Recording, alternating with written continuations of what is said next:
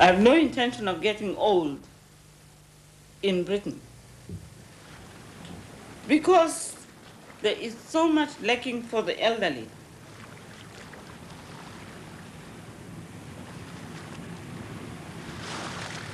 Arrivals at Tilbury. The Empire Windrush brings to Britain 500 Jamaicans. Many are ex-servicemen who know England. They served this country well. In Jamaica, they couldn't find work.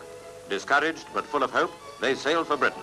Citizens of the British Empire coming to the mother country. The labour shortage created by the war and the economic boom that followed brought many immigrants to Britain from her former colonies. They came with high expectations.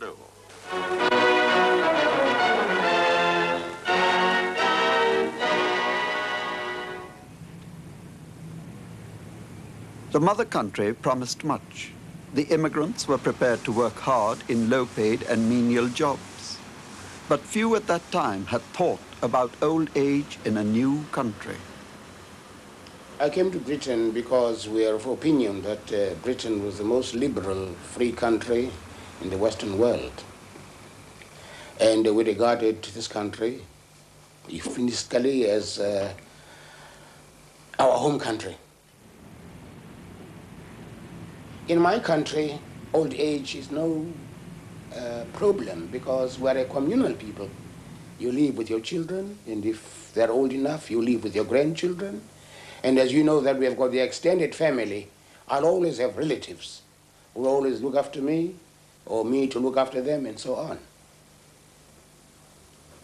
Up here then, as soon as you become a scrap, I suppose they send you to the old people's home. In this new environment, many elders find themselves isolated and helpless, as traditional forms of family support are undermined. There is this myth that ethnic minority pensioners have some great extended family, and the extended family will look after the older people. But, you know, that's just not true. Ethnic minorities are isolated just the same as other pensioners are, white pensioners are. You see, the problem with this country, it is always looked upon black people as a temporary capacity.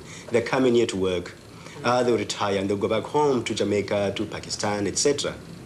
The councils, the government have not made any provisions for these people because in their silly mindedness thinking that, oh, they'll go away. Yes, there is a form of extended family within black communities, but with unemployment at the moment, youngsters are forced to leave their families to go elsewhere in the country, abroad, to look for employment. There's a poor parents left alone.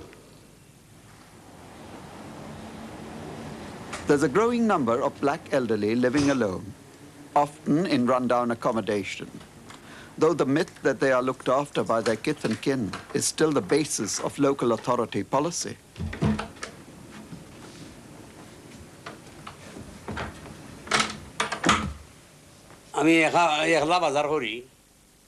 I go shopping alone. There is no one else with me. I don't go very far. Sometimes I wonder, should I go out or not? Then I doze off. No, I do not go out at night. I'm frightened. They will insult me,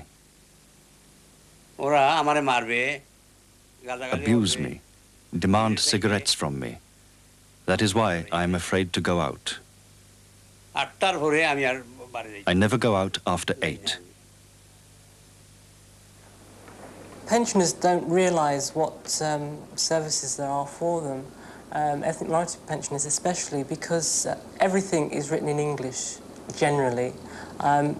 Things in the community groups are slowly changing, and community groups are actually starting to produce things in other languages.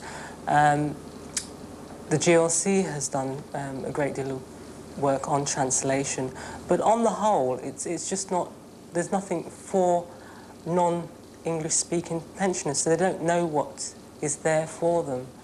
I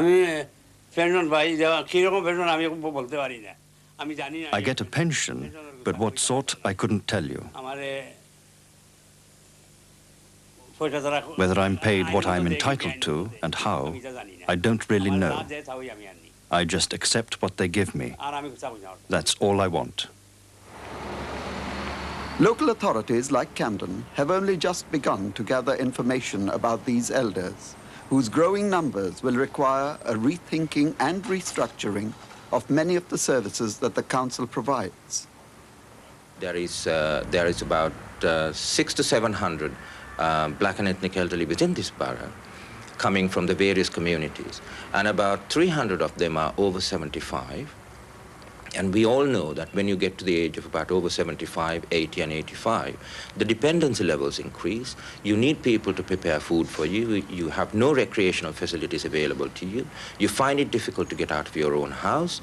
You have no way of contacting other people. Physical disability sets in. Now, that group of people at this moment in time, from the black and ethnic elderly, are not getting a service. Now, there may be certain social workers who visit some of them, but in terms of material help, such as Meals on Wheels, such as home helps, such as various other services that we provide for other people, don't get to those elderly. No social worker. Only 3 weeks before, come one girl from Camden, and she says she's social worker. She writing. I'm got a regular social worker 3 years ago. Before I got. You need one? Do you need Of course I need. You know, anything I got, I must ring him 3, 4, 5 times. No officer finds judo officer. I pass my time because I'm fed up all day long. Sometimes I don't see nobody. In terms of urban aid funding, in 1983 to 84, pensioners actually got 3% of the whole cake, where you can imagine how much of that was actually given out to black pensioners. In terms of our local authority funding, what's always being said is that black pensioners are not actually having their needs met. And I'm afraid to say that the race committee is not that much better than any other committee, than the main grants giving committee. And that each time pensioners' needs are to be met, we've got to keep fighting. And pensioners themselves have got to be brought in, almost like objects of pity. And they don't want to be pitied, they just want the right to live, and to live with dignity. I came here a year before the war, I think. Or a little while before the war, 38 I came. And there were rumors of war on the boat. And soon as I came, then the war broke out. Chamberlain said, no, peace in our time, and brought a paper and waved it about. I saw it on television. Then a few days after that, the war broke out. How old are you now? I am now 90. For a long time, I've had no home help. I had a woman called Mrs. Stevens before. She was very good. But somehow she used to argue, and I got angry, and these people said that I threw something at her head or something. I don't throw. I'm not brought up that way to throw things at people. And Mrs. Stevens came to see me about 10 days ago. She hadn't forgotten me. She came to see me, came here. I find it very difficult without home help for the last so many years. I have no doctor because my doctor refused to come, wanted me to come there. And I was feeling giddy and I couldn't cross the road and go. So he refused to come, and that was that. He sent my card back. I think Mrs. Thatcher has ruined the country and everything is upside down now. People are getting poor and the rich are getting richer. Poor are getting poorer. Things are very difficult for the poor people and the pensioners. The people in this country can't stick together. Country or any place that's divided cannot go on. A house divided cannot stand. There's a saying. I can cook because I don't like anyone cooking for me. I cook my own food. And I don't want meals on wheels because I can't eat English food. I can't eat that food. I want my rice and curry, and if I have roast chicken and some cabbage and things like that, I don't mind. Once in a way. But always to have stews and all, I don't like. I was born 67 years ago and 7 days. on a beautiful island where God of love, Aphrodite, was also born. It's called Kypros by the Greek-speaking Cypriots and Cyprus by the Turkish-speaking Cypriots. I came here because I've been forced by the economic and social circumstances on the island.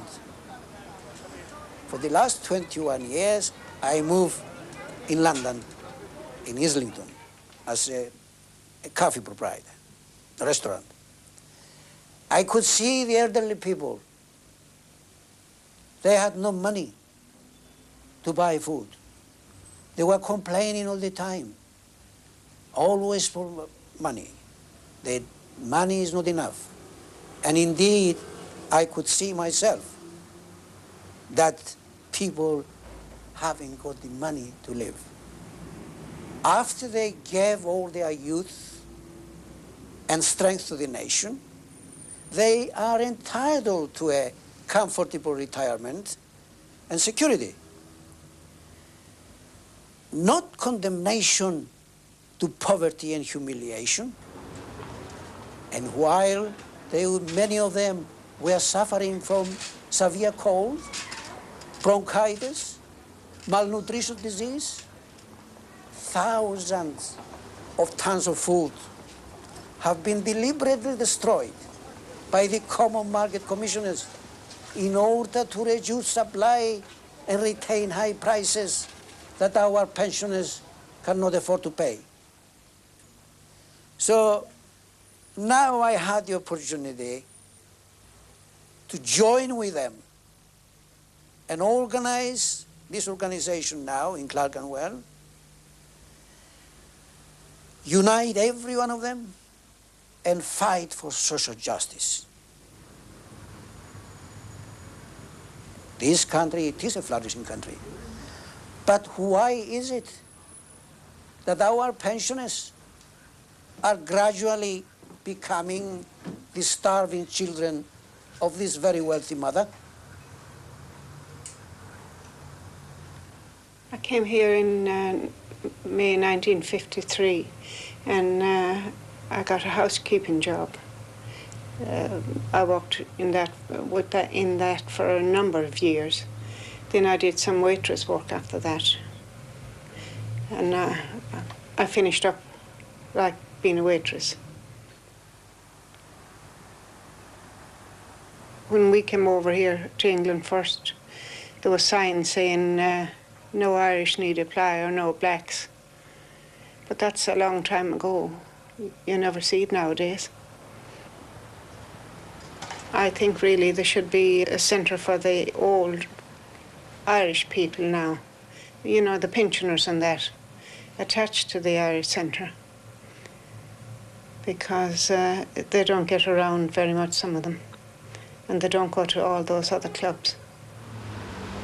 Most elderly people from ethnic minority communities prefer to go to their own centres. They do not feel at home in predominantly white council-run centres. Well, I know the Cypriots don't go to other centres. First of all, because they don't speak the language. They don't provide the food, the Cypriot food. And also, they find here the social life, which they won't find in an English luncheon club or a centre. It is a need to be among their own people, where they speak the language, and also to communicate and socialize. This centre here is like a family. It's not just the food, it's to pass their hours among their own people, to talk. There is an increased need among the Cypriot elderly to come to centres like this because they are isolated, lonely, and also the Cyprus tragedy has made it difficult for them to return back to Cyprus, and they are here to stay, and therefore we are here to provide, answer those needs. Most services are provided on the basis that what is good for the majority must be good for the minority. Not to recognize cultural differences is to discriminate. These old people would like rice and peas one day, fried banana or whatever it is. Nah. Okay, then give them the fish and chips in between. But not daily. They're on an English menu. And these people didn't grow up with that. Now, there are dietary implications for different ethnic groups. So if people in the black and ethnic minority communities need special dietary needs, then we say we provide them. Now, I don't think we do at the moment, but I think we should be doing. And it's our job as councillors to make sure that we do it. Unable to understand the needs of the black elderly, the council shifts the burden of responsibility to voluntary groups, but seldom provides adequate resources to enable the groups to function properly. Every Wednesday, we run the luncheon club for the elderly Bengali men in Camden. So Wednesday morning, I pick them up from their homes and bring them here. It is not just dietary needs that bring these elderly together. Accustomed to respect from the community, they feel insulted and slighted by the treatment they get from most institutions and agencies. To create an environment of dignity, it is necessary to strike at the root of racism which pervades our society. For the Asian community, we've got community groups who are bringing elderly Asians together, but they haven't got a base. There's no base where they can actually meet together as a group. And I think that's something that we ought to be moving towards as well. And for that, we need to be discussing with pensioners how they want to organise, what the needs are, the kinds of social and educational activities they want carried out in those places. And it's for our central funding system to actually fund those centres, not for dribs and drabs or for special schemes to be set up to fund those things, but for them to be seen as part of our mainstream provision for pensioners. There's quite a lot of provision for the elderly, but it's used by the white elderly. I think that it would take a great deal of courage to be one black person and to walk into a white centre.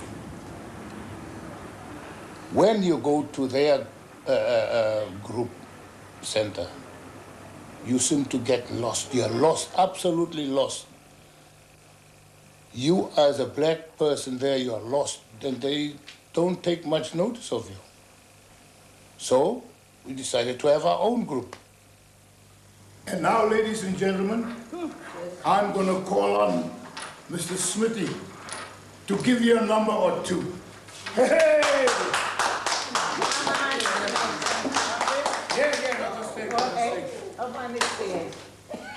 Ladies and gentlemen, Christopher Columbus came peace catching fire. Dog me not come but in broken neck. Chinaman not come from Chinatown. Tiller man not come from Tillertown. Syria not come from Syria. Bail me, my lady, bail me now. £10 bail and a bail at all. £20 bail and a bail at all. £50 bail and what? Go, man. Go, boy. Yeah. Orange in England, 2 for penny. Queen Victoria reign for many. A rough shirt and a standing collar. Keep me so tight that I could hardly swallow.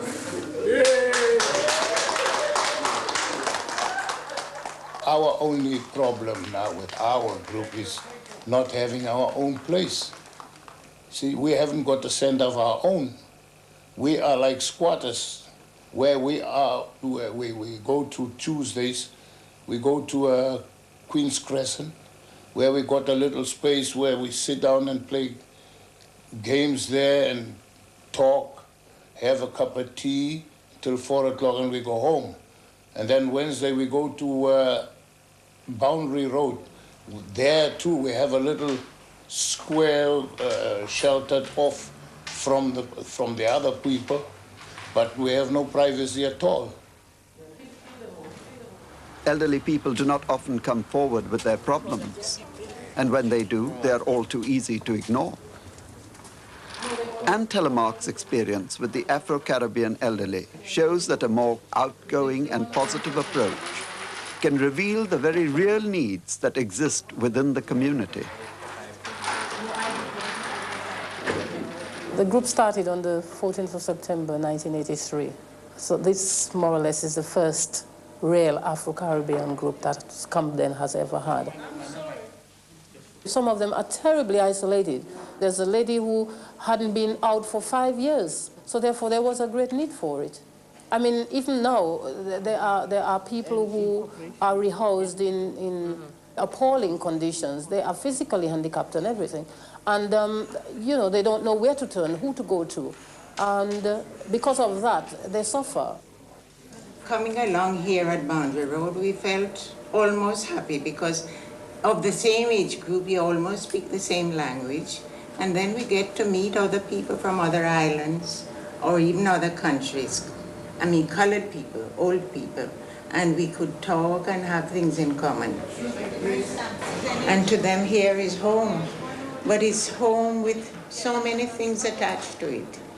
You're just existing, not really living. You can't look over the fence and call to the neighbor. And I mean, at home, people shout, "How are you?" and find out. Here you are enclosed in 4 walls.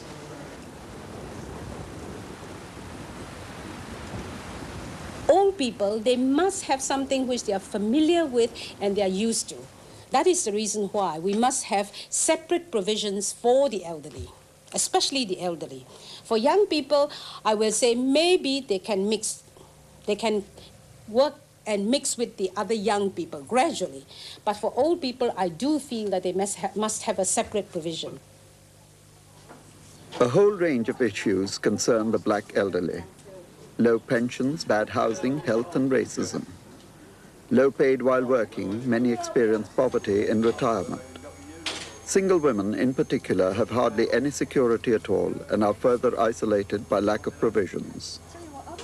Rate capping is forcing many local authorities to cut back on services. In this climate of decline, it is usually the least vociferous groups who suffer most. Councils must ensure that the elderly and ethnic minority elderly in particular are not even further deprived. And the experience of the Irish in England shows that it isn't just the obvious minority groups who do not get a fair share of the resources. I think the fact that Irish people are white often serves to obscure the fact that we're actually culturally very different. This is particularly a problem for the elderly who have remained very often within very closely knit Irish communities in areas throughout London and Camden. The Irish in Britain are an ethnic minority. They are probably one of the largest ethnic minorities in Britain. And culturally, we are a different people. We have a different way of family life. The older Irish in particular have the experience of the extended family, and now that they are old, there is nobody looking after them. We witnessed the phenomenon of large numbers of Irish men living in hostels and lodging houses throughout the metropolitan area, many of them severely institutionalised, living in very cramped conditions, often having been abused very badly through the lump system of employment. We also experience large numbers of elderly Irish women having worked in hotels all their lives, being faced at the end of their working lives with the problem of adjusting to living independently and indeed of finding accommodation, often a serious problem and one that poses serious difficulties. Poor housing is a fact of life for many people. For the elderly, it can mean illness, insecurity, fear, and isolation. Housing allocation policy is often insensitive to the needs of the elderly. And all too often, it is the elderly from ethnic minorities who suffer most. Mrs. Look is a virtual prisoner in her 4th floor flat.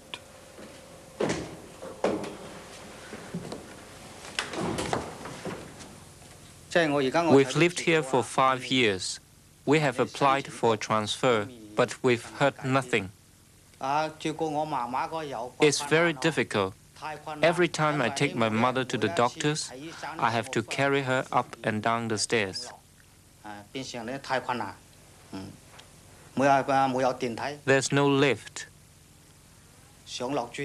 so somebody has to help her. There is a great need now for local authorities to examine their housing policy and meet the needs of particular elderly groups in an appropriate way. In this respect, it is important to consider factors such as nearness to shops and relatives and the need of the elderly for security and community. Chinese people, they like their family to live with them. So what I have done in Camden is what we call group home. It's for a mixed group of people. I have got 6 units. That is near Kilburn.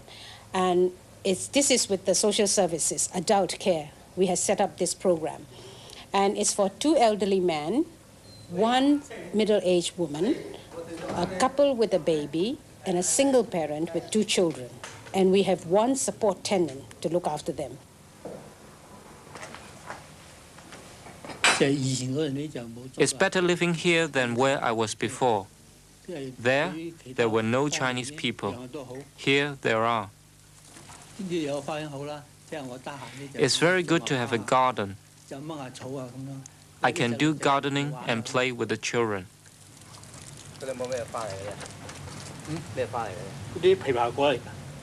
It's 7 months old now, and so we feel that because it's working very well, we want to extend it a bit to find some more flats in the same road or nearby. And I hope I can extend a lot of this in Camden. But there is a great need for the whole of London.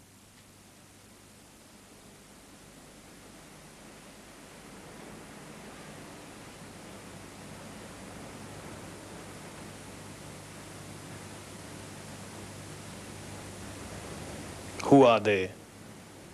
Derelict like broken promises, standing in the midst of passing resolutions. Their summer spent in tending the desire of someone else's youth, a springtime of wealth they could not share. Standing on the season's edge from which there is no returning, they turn their heads to sigh through broken windows of their eyes and raise a question for us all.